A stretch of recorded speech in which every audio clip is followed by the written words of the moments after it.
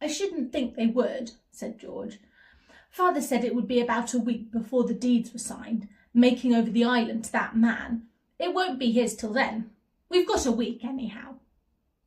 "Well, we don't need to keep watch in case anyone else arrives then," said Julian, who had half thought that it would be a good idea to make someone stay on guard at the inlet to give a warning to the others in case anyone else arrived. "Come on, you take the spade stick. I'll take the food and drink with George, and Anne can take the little things." The food and drink were in a big box, for the children did not mean to starve while they were on the island.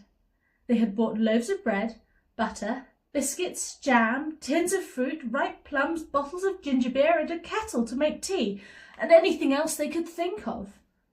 George and Julian staggered up the cliff with a heavy box. They had to put it down once or twice to give themselves a rest. They put everything into the little room. Then they went back to get a collection of blankets and rugs from the boat. They arranged them in the corners of the little room and thought that it would be most exciting to spend the night there. "The 2 girls can sleep together on this pile of rugs," said Julian, "and we 2 boys will have this pile." George looked as if she didn't want to be put with Anne and classed as a girl, but Anne didn't wish to sleep alone in her corner, and she looked so beseechingly at George that the bigger girl smiled at her and made no objection. Anne thought that George was getting nicer and nicer. "Well now, let's get down to business," said Julian, and he pulled out his map.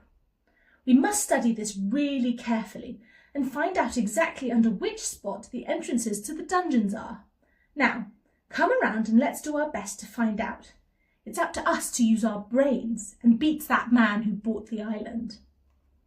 They all bent over the traced map. It was quite dry now, and the children looked at it earnestly. It was plain that in the old days the castle had been a very fine place.